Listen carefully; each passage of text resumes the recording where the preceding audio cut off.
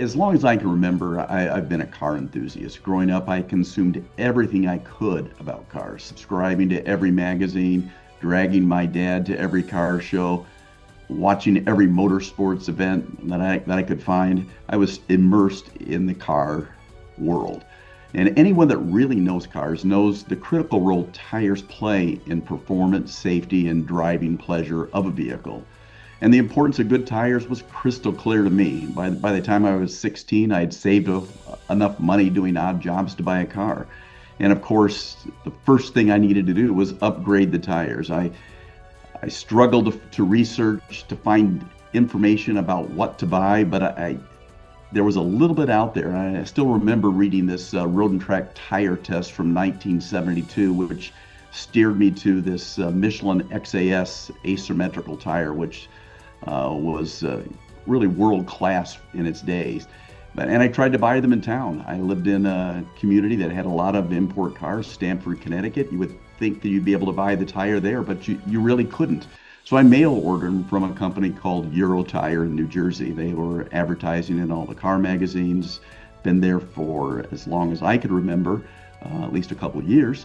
And it's where I bought my first tires. And through college, my addiction to tires continued and many more tires were ordered from Euro Tire. And then I met my future wife, and what luck. Her dad was in the tire business. I thought, this is going to be great. I'll be able to get the Pirellis I need at maybe half price. And when I told him what I wanted, he gave me this very puzzled look. Like, why would you want to spend $50 on an Italian tire when I have a warehouse full of these Atlas tires that I can get you for less than $20? I ended up buying the Pirellis.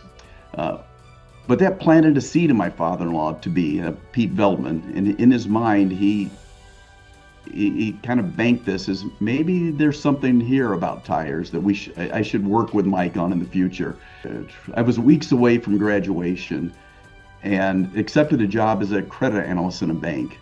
Pretty boring job. And when Pete approached me with the idea to start an automotive business, this had never entered my mind. I was not from an entrepreneurial family, and it seemed like a risky move to me to start a business on my own. But he talked me through it, and the light bulb went off. This is what I need to do. We thought about a lot of different automotive categories and decided that an independent tire dealer was the way to go. We liked the freedom of choice you have as an independent dealer. We could decide what we sold, how we sold it, and we could shop around for the best deals. So we rented an old Phillips 66 station, bought 800 tires, put up a sign, and then the learning really began.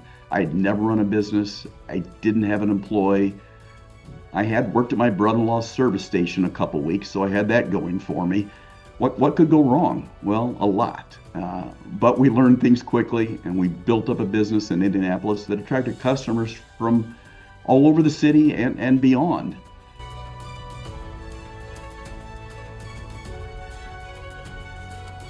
Since we were already attracting customers from beyond our market, it was easy to talk to Pete about taking a chance on mail order. I was a mail order customer. I've been a mail order customer since I was 16.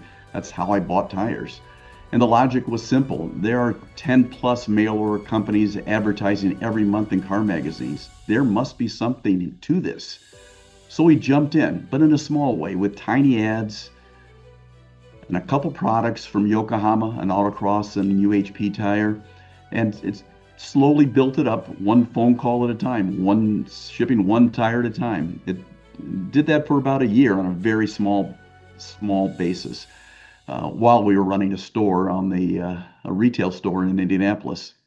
That same year, we attended NTDRA in St. Louis and visited Mathis Marketing, one of the big guys in the magazines, and one that I thought was the most progressive. That was a turning point. What we saw there opened our eyes to the opportunity that was out there in this channel. We returned to South Bend with the determination to go after the market with all that we had. We started buying tires and wheels directly in Europe, offering them in the US at prices that were difficult to be matched by our competitors. We hired car enthusiasts to work with customers on the phone, We started selling wholesale, we added warehouse, and we spent an unusual amount on advertising that caused others to rethink playing in this mail order channel.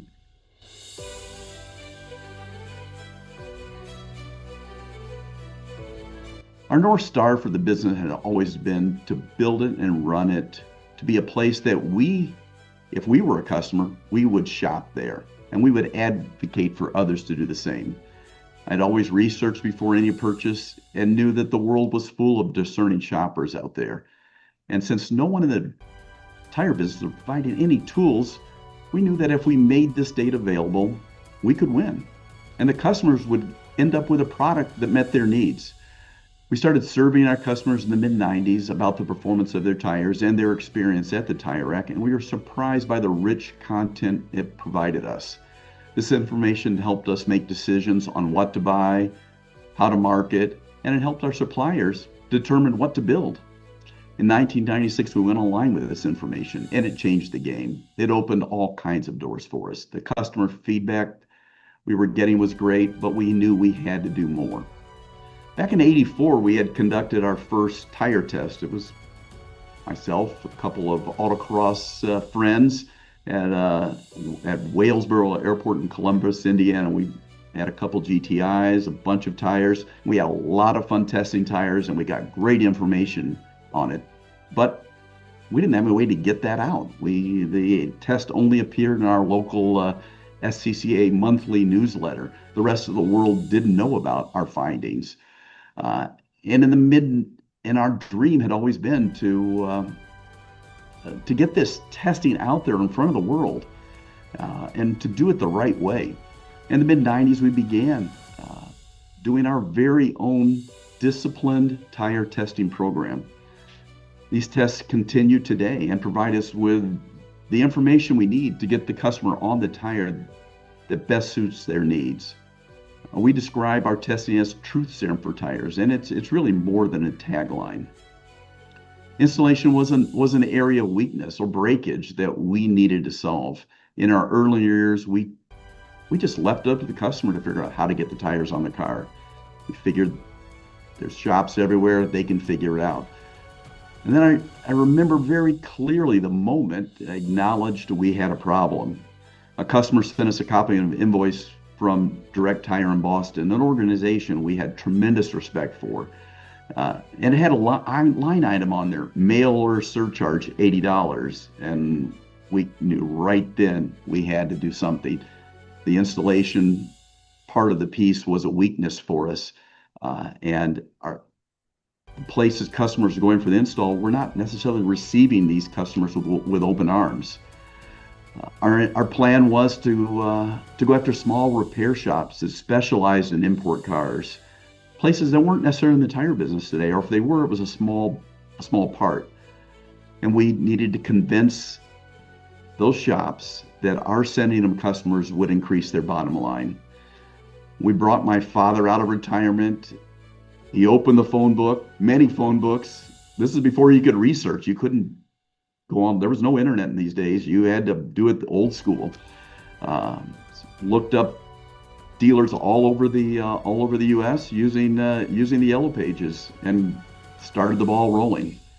And this installer relationship continues to be very important to us. I mean, we work hard to continually improve the process while always keeping in mind that we want to treat our customers, our installers, as partners.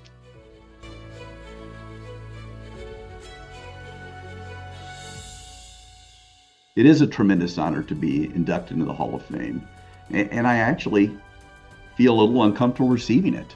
I truly believe this award should go to the entire Tire Rack team. Their ingenuity, enthusiasm, dedication, and integrity are what got us here. I just had an idea and this strange passion for tires that got things started. But the team here is really what drove us forward. And I'd really think this award should go to the entire Tire Rack team. They're the one that got us here today.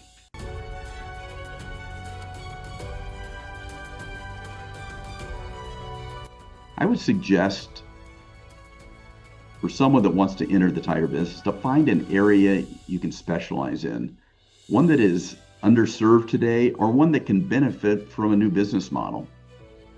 Build a store or business that you would like to shop at. Just be the customer and let it shape your business. I believe it is critical to keep this at the front of your mind before making any changes. Always ask yourself, if you were the customer, would you make this change? And most importantly, be honest with your customers and team members. Treat them the way you want to be treated and never go in for the kill. It's a really simple formula. Just be the customer, be honest, be straightforward, and find a part of the market that needs help.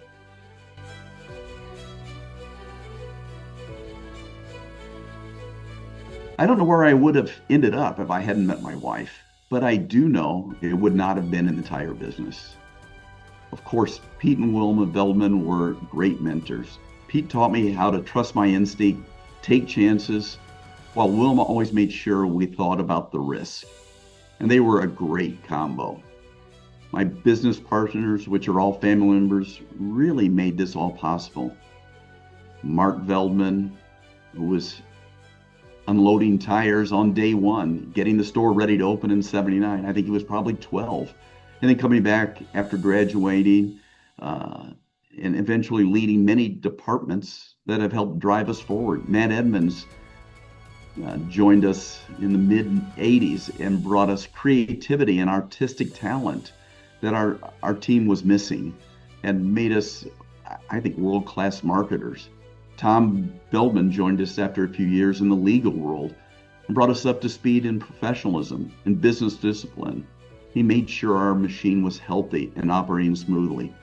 Sharon Edmonds was here from the beginning also. After moving to South Bend, there was a period we were the only two in the business, and Sharon was instrumental in driving our business forward.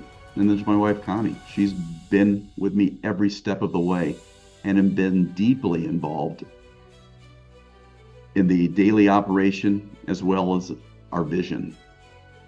The list of people I've learned from seems endless, and I'm concerned about naming names. I know I will leave out someone that has been very important to us. In general, I learned from our competition and other businesses that were innovating. I learned from our suppliers. The people at Michelin, Bridgestone, Pirelli, and others have always provided us great insight on what was coming next and where we should go. Most of all, we've learned from our customers. We asked them what they thought. We listened and we changed. I think the insight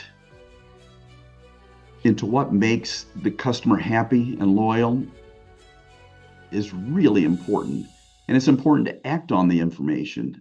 That really sums up our key to success. If you give the customer what they want, they will buy again and again.